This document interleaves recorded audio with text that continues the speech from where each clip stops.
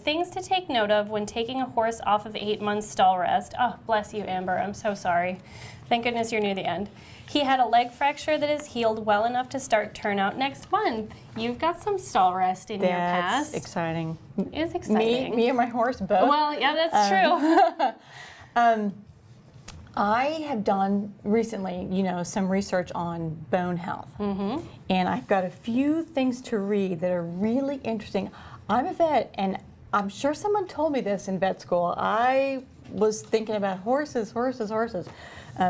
So I'm sure I heard this, but rereading this has been so helpful. So after extended periods of stall rest, the calcium requirements go up, even if horses are just returned to a pasture setting to compensate for bone loss associated with disuse. Okay. So that's the stall rest. When a horse goes on stall rest, there's a signal to their body, you're not exercising, the bone can lose its density, its thickness, its hardness. The minerals go away. As soon as the horse ends the stall rest and gets put back into work, the exercise stimulates the cells in the bone to gather more minerals and build more bone. So it's at this time that it's critical she add those minerals, calcium, magnesium, phosphorus, collagen. A third of the bone is collagen. And then factors that help bone build the scaffolding and the structure, that's the silicon and the silica and the boron and things like that. So now is when she needs those. And that's why I said a couple products out that are designed just for horses exactly in the time frame that you are. So I think the first thing I think of is when you're adding exercise back slowly with your vet's help is get the nutrition correct.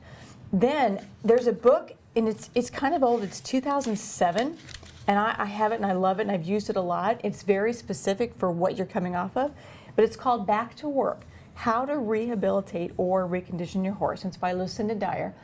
It tells you exactly what to do for bone injuries, for soft tissue injuries, for whatever it is, how to gradually, step by step, week by week, bring them back into condition.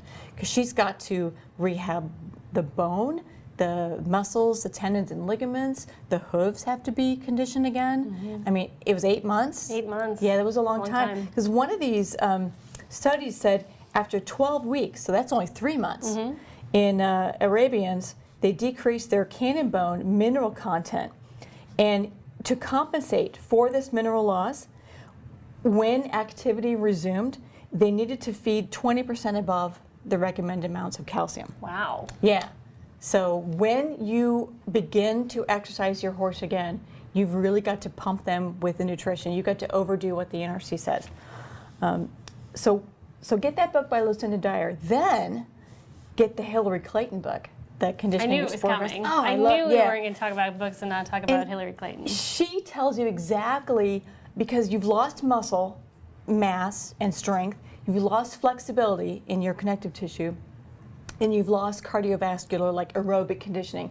And she tells you exactly how to get all that back in the time frames, like which ones come in a month and which ones take 2 months and which ones take 3 months. So you need to do both those things. You need to bring him back safely and then sort of strategically to make sure that he's fit in all his body parts. It's scary, it's exciting. I mean, we wish you the best of luck. Yes. But you'll do great. Don't stress out. So I would throw out there also, given the timing, this is our April video, both of those books are great suggestions for anybody coming out of winter if you haven't been working your horse as much, because both have great feedback for reconditioning and bringing your horse back into heavy work. And taking the winter off is a lot like being on a lesser version of stall rest. Your horse's physicality really changes. So great books to check out.